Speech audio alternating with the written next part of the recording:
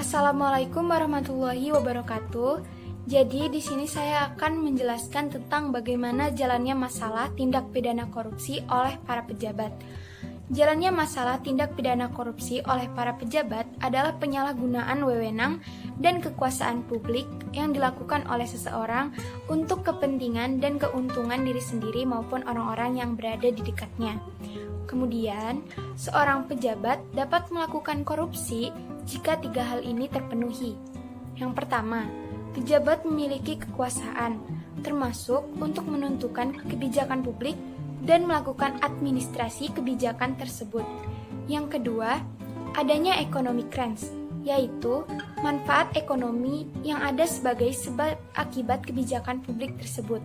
Kemudian yang ketiga, sistem yang ada membuka peluang terjadinya pelanggaran oleh pejabat publik yang bersangkutan. Apabila satu dari ketiga parameter ini tidak terpenuhi, tindakan yang terjadi tidak bisa dikategorikan sebagai tindakan korupsi. Kemudian berikut ini terdapat beberapa tindakan yang bisa dikategorikan sebagai tindak pidana korupsi, antara lain sebagai berikut. Yang pertama, tindakan merugikan keuangan negara atau pihak lain. Seseorang dianggap sudah merugikan keuangan negara atau pihak lain jika dia melakukan perbuatan-perbuatan dengan tujuan memperkaya diri sendiri, golongan, atau pihak-pihak tertentu dengan cara melawan hukum, seperti menyalahgunakan wewenang atau kedudukannya yang bisa merugikan keuangan negara atau pihak lain. Selanjutnya yang kedua, tindakan suap-menyuap. Tindakan penyuapan dilakukan oleh seseorang untuk mendapatkan keistimewaan atau sesuatu di luar prosedur. Dan sebuah tindakan bisa dikategorikan sebagai penyuapan apabila seseorang memberikan sesuatu atau janji kepada pihak tertentu dengan maksud untuk melakukan atau tidak melakukan sesuatu yang berkaitan dengan jabatannya. Selanjutnya yang ketiga, melakukan penggelapan dalam jabatan. Dalam hal ini, penggelapan bukan saja berkaitan dengan uang. Sebuah tindakan bisa dikategorikan sebagai penggelapan apabila secara sengaja menggelapkan atau membantu orang lain untuk mengambil sesuatu yang bukan menjadi haknya, entah itu uang, barang, atau surat-surat berharga untuk kepentingan pribadi. Selain itu, pemalsuan data administrasi dan penghancuran benda, akta, atau barang bukti juga bisa dikatakan sebagai penggelapan. Selanjutnya yang keempat, tindakan pemerasan. Pemerasan berarti tindakan seseorang meminta uang atau barang kepada pihak lain dengan disertai ancaman dan dapat dikatakan sebagai korupsi apabila dilakukan untuk keuntungan diri sendiri atau golongannya. Dilakukan dengan melawan hukum dan ada sejumlah uang atau barang yang diminta sebelum ia menjalankan kewajibannya. Selanjutnya yang kelima, tindakan kecurangan. Dalam undang-undang, sebuah kecurangan bisa dikatakan sebagai bentuk tindakan korupsi apabila dilakukan dengan sengaja, merugikan orang lain, membahayakan keselamatan pihak lain, serta terjadi pembiaran terhadap kecurangan tersebut. Selanjutnya yang keenam, benturan kepentingan dalam pengadaan. Terkait dengan kasus korupsi, undang-undang secara spesifik mengerucutkan konflik kepentingan hanya untuk masalah pengadaan barang. Karena selama ini, proses pengadaan barang kerap kali diwarnai tindakan-tindakan melanggar hukum sebagai akibat dari adanya konflik kepentingan. Selanjutnya, yang terakhir, yang ketujuh, gratifikasi. Gratifikasi atau pemberian hadiah yang dilarang adalah gratifikasi yang berhubungan dengan pekerjaan, jabatan, atau tanggung jawab seseorang, disertai maksud tertentu. Biasanya pemberian gratifikasi ini bertujuan untuk melancarkan urusan, masalah, atau kepentingan yang sedang dimiliki oleh seseorang dengan aparat pemerintah. Nomor 2, seberapa luas masalah tersebar pada bangsa dan negara. Nah, jadi sebenarnya masalah korupsi ini sudah ada pada masa pemerintahan Orde Baru atau pada masa kepemerintahan Pak Soeharto. Nah, seiring dengan berjalannya waktu, kasus korupsi ini semakin berkembang di Indonesia dan orang yang terlibat pun mulai dari orang biasa sampai dengan para pejabat, dan juga kasus korupsi ini sudah tersebar dari Sabang sampai dengan Merauke. Nah, saya ambil contoh kasusnya di Pulau Sumatera itu ada operasi tangkap tangan yang dilakukan pada tanggal 6 Oktober tahun 2019 atas Bupati Lampung Utara yaitu Agung Ilmu Mangkunegara. Nah, tim KPK menyita sebanyak 728 juta rupiah dari operasi tersebut. Nah, Agung lalu ditetapkan sebagai tersangka atas kasus dugaan suap terkait proyek di Dinas PUPR dan Dinas Perdagangan Kabupaten Lampung Utara. Kemudian untuk kasus di Pulau Jawa itu ada juga Bupati Ojang Suhandi ditangkap penyidik KPK pada tanggal 11 April tahun 2016. Nah, ia menyuap jaksa penuntut umum Kejaksaan Tinggi Jawa Barat, Devianti Raheni dan Fahri Numalo sebesar 200 juta rupiah. Dan yang terakhir ada di Pulau Kalimantan, itu Bupati Kutai Kartanegara, Rita Widiasari, saat itu yang konon terbukti menerima gratifikasi perizinan pertambangan dari perkebunan kelapa sawit sebesar 110 miliar. Selama ini ia sempat dijuluki Ratu Batubara karena menerbitkan 625 izin saat menjabat. Selanjutnya, saya akan membahas tentang kenapa korupsi itu harus ditangani oleh pemerintah. Karena korupsi ini merupakan permasalahan tingkat negara yang mana melibatkan uang negara. Pelaku korupsi pun pada umumnya adalah politikus tingkat tinggi yang mempunyai jabatan tinggi sehingga rakyat sipil pun tak punya hak dan wewenang yang cukup untuk menangani masalah yang berkaitan dengan uang negara. Masalah korupsi berasal dari diri sendiri, dan tidak hanya seorang saja yang harus menangani korupsi. Bahkan semua orang harus menanganinya, karena korupsi itu berasal dari hal yang paling kecil, yaitu kejujuran. Hal tersebut bisa dicegah dari saat kita masih kecil dengan diajarkan sikap jujur sejak dini dan bertanggung jawab. Hal itu dapat berdampak besar untuk kedepannya dan menjadi kebiasaan yang baik hingga dewasa nanti, sehingga generasi-generasi selanjutnya tidak akan menipu atau korupsi.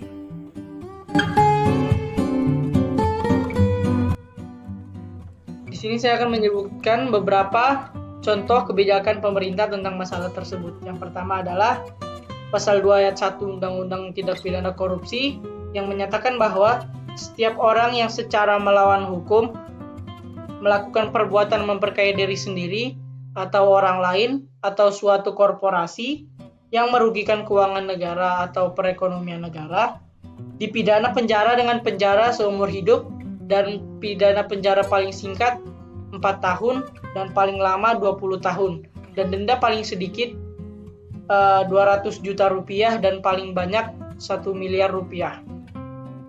Lalu yang kedua ada Undang-Undang Nomor 31 Tahun 1909 tentang pemberantasan tindak pidana korupsi. Kemudian ini disempurnakan di Undang-Undang Nomor 20 Tahun 2001. Lalu ada Perpres Nomor 54 Tahun 2018 tentang Strategi Nasional Pencegahan Korupsi. Lalu ada Inpres Pencegahan Korupsi. Jadi Presiden Joko Widodo ini menandatangani Instruksi Presiden Nomor 10 Tahun 2016 tentang Aksi Pencegahan dan Pemberantasan Korupsi. Kemungkinan adanya perbedaan pendapat itu pasti ada, karena korupsi sendiri merupakan salah satu kasus yang sering terjadi, lumrah terjadi, yang kita juga sering dengar di berita maupun di masyarakat. Kemudian untuk kasus ini sendiri juga biasanya yang terlibat itu adalah pejabat-pejabat tinggi. Nah, sehingga ketika pejabat-pejabat tinggi itu sudah mulai tersangkut ke dalam kasus ini, maka ada berbagai pihak yang memiliki opini maupun persepsi masing-masing.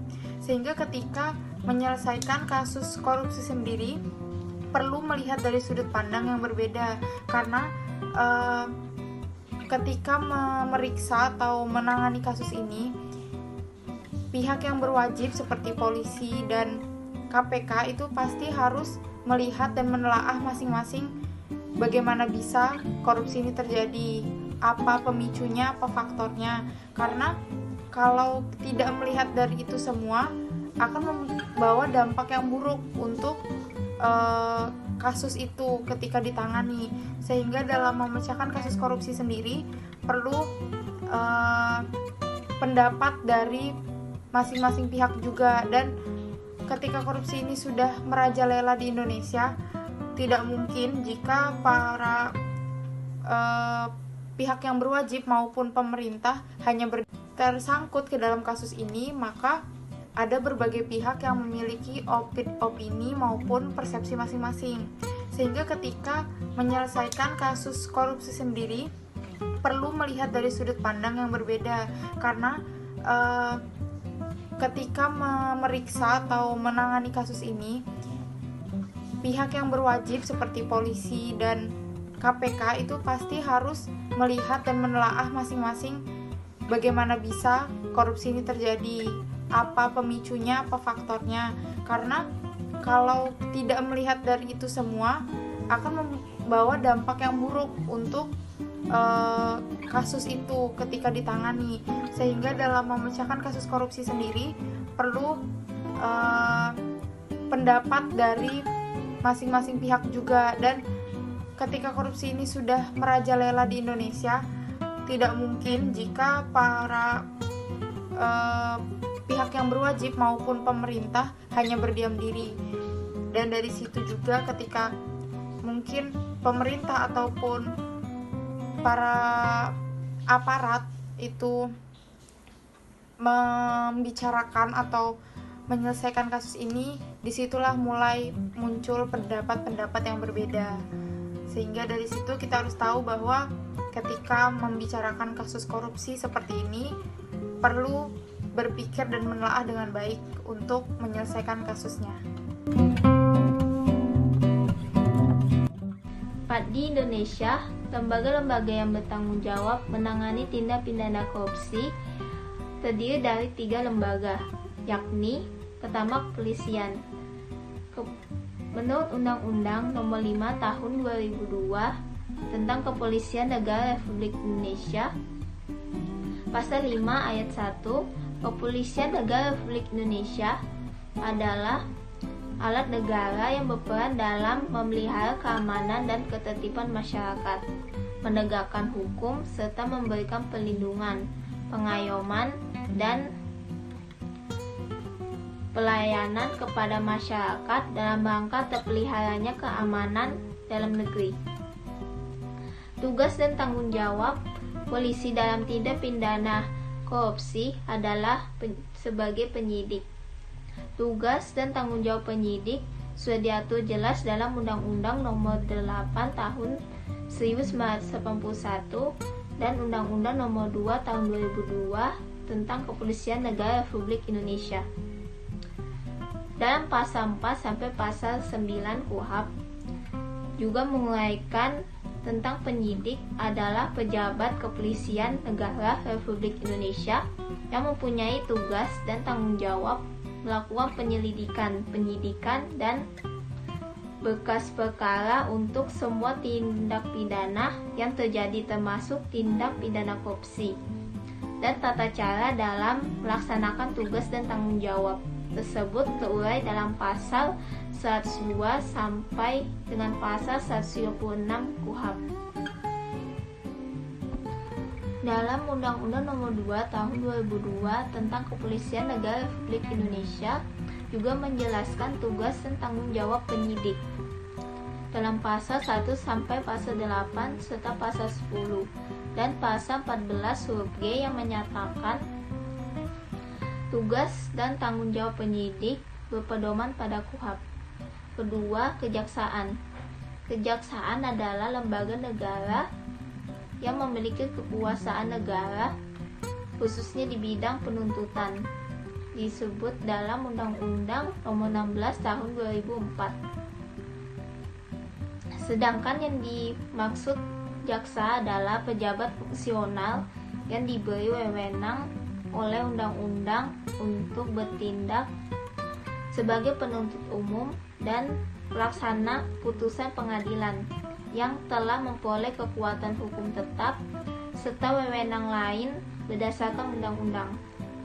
Dalam hal penanganan tindak pidana korupsi, Kejaksaan berpedoman pada Undang-Undang Nomor 16 Tahun 2004 tentang Kejaksaan Republik Indonesia dan pasal 91 pasal 1 KUHP yang mengatur tentang kewenangan jaksa untuk mengambil alih berita acara pemeriksaan, dan pasal 284 ayat 2 yang menyatakan dalam waktu 2 tahun setelah undang-undang ini diundangkan, maka terhadap semua perkara diberlakukan ketentuan undang-undang ini, dengan pengecualian untuk sementara mengenai ketentuan khusus acara pidana sebagaimana tersebut pada undang-undang tertentu, sampai ada perubahan atau dinyatakan tidak berlaku lagi. Selanjutnya akan dijelaskan oleh Tri Ananda. Jadi selanjutnya itu ada pemberantasan korupsi Republik Indonesia atau biasa juga disebut dengan KPK. Nah, KPK sendiri ini adalah lembaga negara yang dibentuk dengan tujuan meningkatkan daya guna dan hasil guna terhadap upaya pemberantasan tindak pidana korupsi sendiri. KPK ini bersifat independen dan bebas dari pengaruh kekuasaan manapun. Komisi ini juga didirikan berdasarkan kepada Undang-Undang Republik Indonesia Nomor 30 Tahun 2002 mengenai Komisi Pemberantasan Tindak Pidana Korupsi. Dalam pelaksanaan tugasnya, KPK berpedoman kepada 5 asas, yaitu kepastian hukum, keterbukaan, akuntabilitas, kepentingan umum, dan proporsionalitas. Nah, KPK ini bertanggung jawab kepada publik dan menyampaikan laporannya secara terbuka dan berkala kepada Presiden, setelah itu DPR, lalu ke BPK. Nah, untuk tugas dan wewenangnya sendiri ada beberapa. Yang pertama itu ada tugas KPK. Tugas KPK yang pertama yaitu mengkoordinasi dengan instansi yang berwenang melakukan pemberantasan tindak pidana korupsi. Lalu yang kedua, ada mereka melakukan supervisi terhadap instansi yang berwenang melakukan pemberantasan tindak pidana korupsi. Lalu yang ketiga, melakukan penyelidikan, penyidikan, dan penuntutan terhadap tindak pidana korupsi. Lalu yang keempat, melakukan tindakan-tindakan pencegahan tindak pidana korupsi dan melakukan monitor terhadap penyelenggaraan pemerintahan negara. Lalu ada wewenangnya juga. Yang pertama, mengkoordinasikan penyelidikan, penyidikan, dan penuntutan tindak pidana korupsi. Yang kedua, menetapkan sistem pelaporan dalam kegiatan pemberantasan tindak pidana korupsi. Lalu yang ketiga, mengaitkan informasi tentang kegiatan pemberantasan tindak pidana korupsi kepada instansi yang terkait. Lalu yang keempat, melaksanakan dengar pendapat dan pertemuan dengan instansi yang berwenang melakukan pemberantasan tindak pidana korupsi tadi, dan meminta laporan instansi yang terkait mengenai pencegahan tindak pidana korupsinya sendiri. Lalu ada pula struktur organisasi dari KPK sendiri. Yang pertama itu ada pemimpin. Nah, pimpinan KPK ini adalah pejabat negara yang terdiri dari 5 orang anggota, yakni ketua yang merangkap anggota serta wakil ketua yang terdiri atas 4 orang dan masing-masing merangkap menjadi anggota. Lalu ada ketua KPK. Ketua KPK ini adalah satu dari 5 pimpinan tadi, ketua Komisi Pemberantasan Korupsi, dan ini dia juga merangkap sebagai anggota KPK. Lalu ada wakil ketua KPK. Wakil ketua KPK ini merupakan pimpinan KPK yang juga merangkap sebagai anggota KPK. Wakil ketua KPK ini juga terdiri dari wakil ketua bidang pencegahan, wakil ketua bidang penindakan, wakil ketua bidang informasi dan data, wakil ketua bidang pengawasan internal dan pengaduan masyarakat. Lalu selanjutnya ada tim penasehat. Nah, di tim penasehat ini sendiri berfungsi memberikan nasihat dan pertimbangan sesuai dengan kepakarannya kepada Komisi Pemberantasan Korupsi dalam melaksanakan tugas dan wewenang Komisi Pemberantasan Korupsi. Nah, tim penasehat ini terdiri dari 4 orang anggota. Lalu ada tim pelaksana tugas. Nah, berdasarkan lampiran peraturan pimpinan Komisi Pemberantasan Korupsi ini ada 5 orang. Yang pertama terdiri dari Deputi Bidang Pencegahan, yang kedua Deputi Bidang Penindakan, yang ketiga Deputi Bidang Informasi dan Data, yang keempat Deputi Bidang Pengawasan Internal, yang kelima Sekretariat Jenderal. Nah, untuk penanganan kasus korupsi ini sendiri oleh KPK sebenarnya sudah terjadi sangat banyak dari tahun 2004 yang dapat dipaparkan.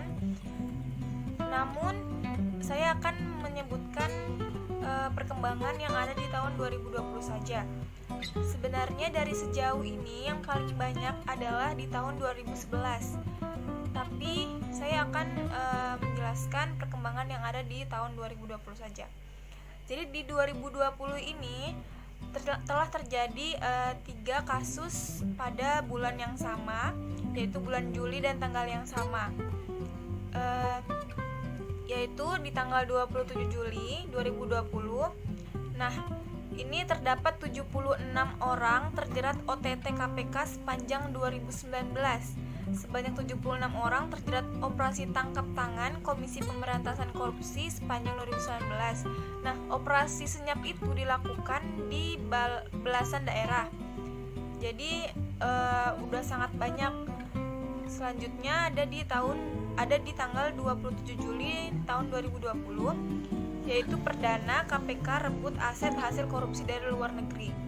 Lalu ada juga di tanggal 27 Juli tahun 2020, ini KPK menyidik 160 kasus korupsi selama 6 bulan. Namun dibalik banyaknya hasil kasus tersebut, ada beberapa kontroversi juga yang dilakukan lembaga KPK sehingga banyak warga yang menganggap bahwa KPK ini tidak menjalankan tugasnya dengan baik. Yang pertama itu ada kasus pembunuhan. Nah, kasus pembunuhan ini dilakukan oleh ketua KPK sendiri yang bernama Antasari Azhar. Ini terbukti merancang pembunuhan terhadap Nasruddin Zulkarnain dan divonis 18 tahun penjara serta dicopot dari jabatan sebagai ketua KPK. Lalu ada kasus Anggoro, kasus Budi Gunawan dan revisi dari undang-undang KPK sendiri.